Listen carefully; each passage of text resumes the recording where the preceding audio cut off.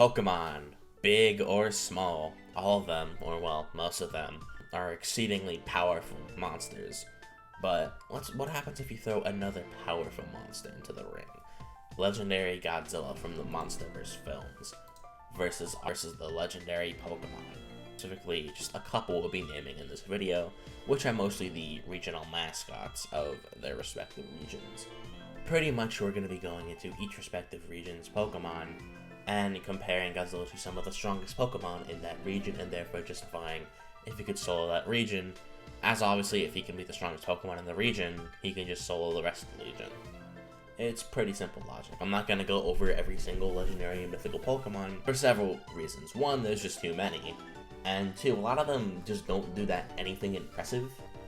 I'm more just going to be going over the most iconic legendaries from that region, which are most of the time the box arts of said character. So for example, our first region would be Kanto. We'd be doing Mewtwo, because come on, while he's not a box art legendary, Mewtwo's obviously the most popular legendary from that region and has the most feats. All these Pokemon will be granted all of their moves they learn in base style, things like TMs, and if they have something like a Mega Evolution or a Dynamax or a Z move, we'll just grant that to them. And we'll be using Godzilla's Evolved / his Spiral Ray form, since he can transform into Spiral. Recap, if you want to learn more about Monsterverse scaling, I suggest checking out some of these videos here, but consistently he's in the planetary to star to large star ranges of power due to several planet busting statements made by Goji, Kong, and Shima, as well as Ghidorah. She must be super strong breath that can freeze everything, and you also heard calm, and she's massive. Shima's sort of this weapon of mass destruction. She's so powerful, she can basically destroy the planet. As well as the novel and Monarch Legacy of Monsters, describing the planet to contain several structures that are comparable to things on black holes and other things of the sort, such as gamma radiations. With the absolute wank end for Godzilla being solar, he is relativistic to FTL speeds off his atomic breath and characters who can react to it that he also scales to. Once again, watch these videos for a more in-depth look into scaling. Anyways, we're going to start off with the Kanto region, because, it's the first generation. The only real competitor, as I said before, is, well, Mewtwo. He's the strongest Pokemon in that region by far, actually outright stated. The birds are here, but Mewtwo is obviously stronger, and they're not that interesting. They don't have many good feats. Anyways, Mewtwo should at least be in the planetary ranges of power, due to fighting on par with the Deoxys in base form. Even if the Deoxys at points in the fight is shown superior, Mewtwo is also shown at points superior into the fight. Deoxys is a character who can essentially control the Grand Delta Meteor, which is a planetary busting meteor, with the calcs for this meteor getting into the planetary to even large planetary ranges of power, which isn't too inconsistent with Shadow Mewtwo's multi-continental ultimate in the game, where he essentially nukes the planet, which is pretty much something casual for the character, it seems. However, it's not that hard to get Mewtwo higher due to his aforementioned Shadow Mewtwo form, creating a pocket dimension, which, this dimension, say it with me now, has a starry sky that would get the character into the multi-solar ranges of power, which isn't inconsistent with Mewtwo's ability in Mega form to fight a 50% Zygarde.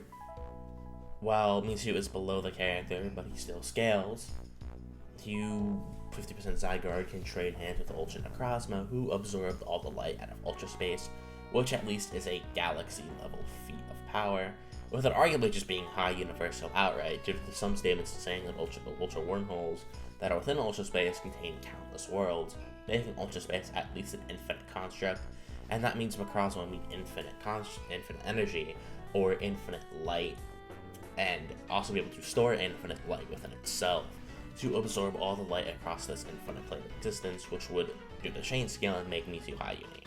For speed, even the low tier Pokemon have speed of light attacks, which Mewtwo should easily upscale off of, with several weaker Pokemon also reacting to said speed of light attacks.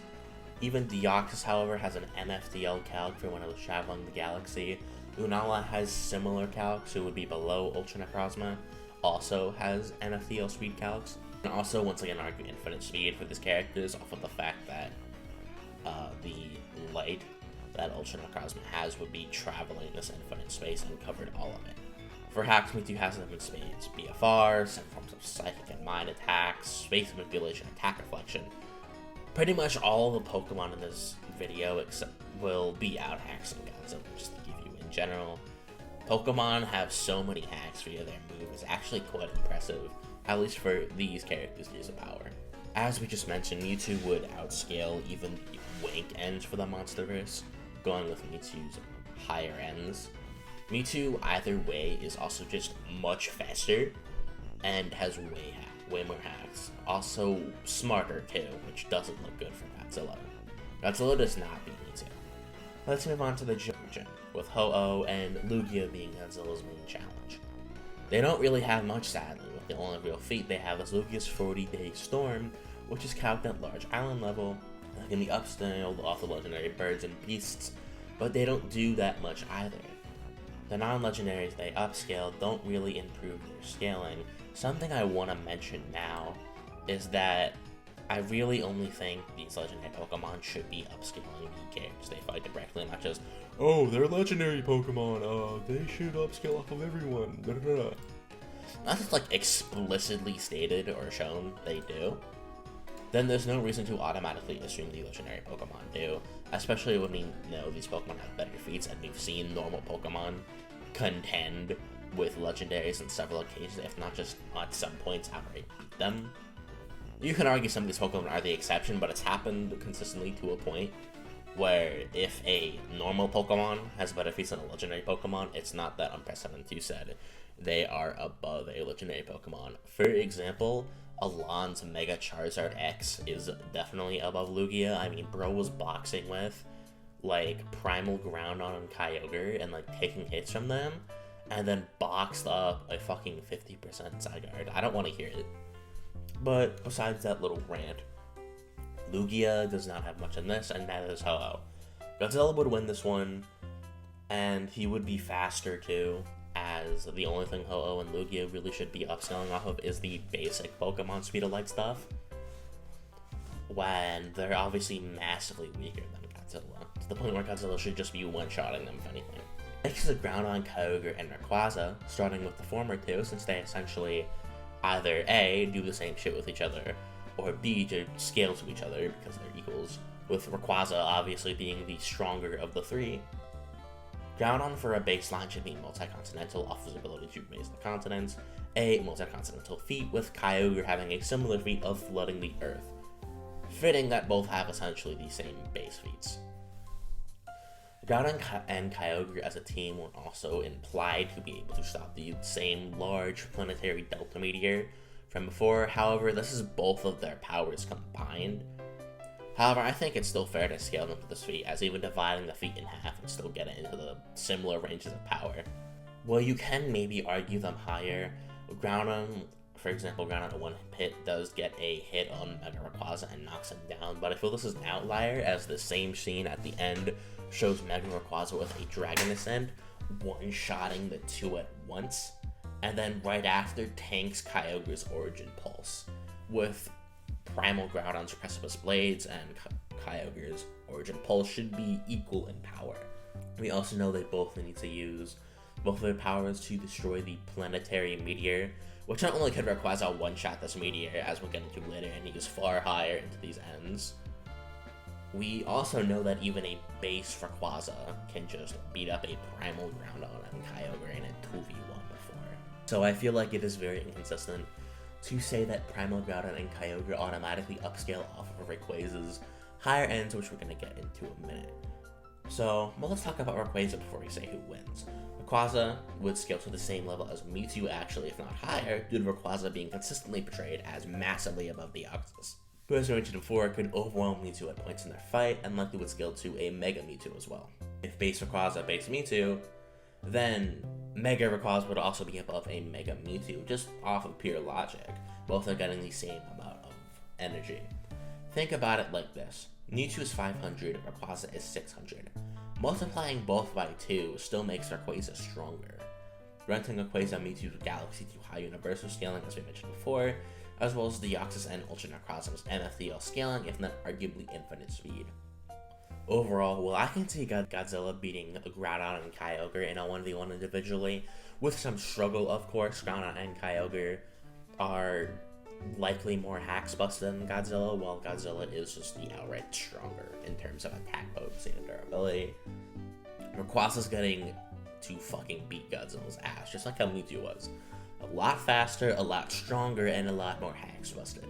Now, we get into the Sinnoh region. I'm just gonna keep it a buck with all of you, and I'm not gonna waste my time sitting down here and explain how the literal gods of time and space are going to beat legendary Godzilla. If that's what Heisei Godzilla or something, or even Showa Godzilla, you can make a case, and obviously this might be a different story, but this is legendary Godzilla. Even Garatina alone, his dimension has several of statements upon existing outside of space and time, which is an infinite construct in the Pokemon world. More or less, Dialga and Palkia, who fought so hard that they distorted space-time until they collapse, and both are going to destroy reality. So the cosmology of the Pokemon timeline gets up to the multi-plus ranges. They are both the literal concepts of time and space that can do with it as they please, with both of them being nigh omnipresent, considering they exist wherever space and time is. They're also at least infinite speed, if not just outright immeasurable at this point. But obviously, as I just kind of stated, either three of them would make Godzilla cry and beg for his life. It's not even a close fight. It's not even like with Rayquaza, where like the higher ends you can maybe argue Godzilla has a chance. No, he doesn't have a chance here. Let's go on to Gen 5, talking about Kyurem, Reshiram, and Zekrom. Both Kyurem and Reshiram at a baseline have, quote, world-destroying power, which is a multi-continental feat. Since we're not given much context, we just assume that it would more likely be terraforming or life-wiping, or something along the context of that. However, the best scaling comes to the fact all three of them are implied to be Team Plasma's strongest weapon up to this point, which Team Plasma has previously obtained and used. Genesects, which in the Genesect movie are able to fight and actually do a pretty good job against a Mega Mewtwo Y, as well as a base Mewtwo, which they kind of just overpower.